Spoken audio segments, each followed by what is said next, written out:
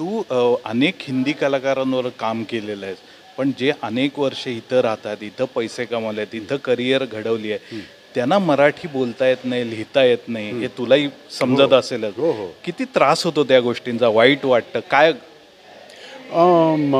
वाईट तर अर्थात नक्कीच वाटतं, पण मला असं वाटतं की त्याहीपेक्षा आपणच आपल्या भाषेकरता जे काही करतो तो मुद्दा मला जास्त महत्त्वाचा वाटतो. कारण बरेच लोक जसं तू म्हणतोस तसं हे अगदीच मान्य आहे की जे मराठी भाषिक नाही आहेत किंवा बिगर मराठी भाषिक आहेत ते मराठी, आणि बरेच असेही आहेत मित्रमैत्रिणी ते प्रयत्नसुद्धा करतात बरं का. त्याचबरोबर काहींना येत नाही, त्यांना यायला हवं, त्यांनी प्रयत्न करायला हवा, मान्य. पण जे मराठी आहेत ते सुद्धा मराठी नीट बोलत नाही, त्यांचं काय करायचं?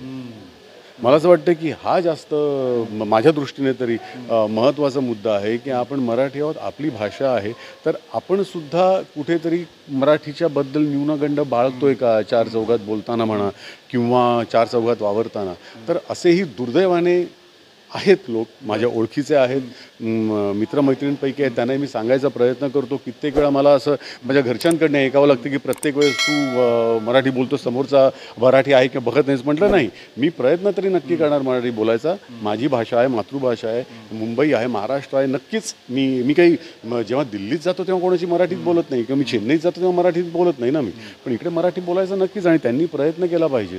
तर तू म्हणतोस तसं तो एक मुद्दा आहेच, पण मला जास्त वाईट आणि जास्त महत्त्वाचा मुद्दा हे आपल्यातले लोक जे मराठीची किंमत करत नाहीत, मराठीची किंमत करत नाहीत, मराठीचं एका अर्थी मराठीला थोडंसं एक आपण ज्याला म्हणूया दुजाभाव मराठीबरोबर करतात, त्यांच्याबद्दल मला जास्त आक्षेप आहे.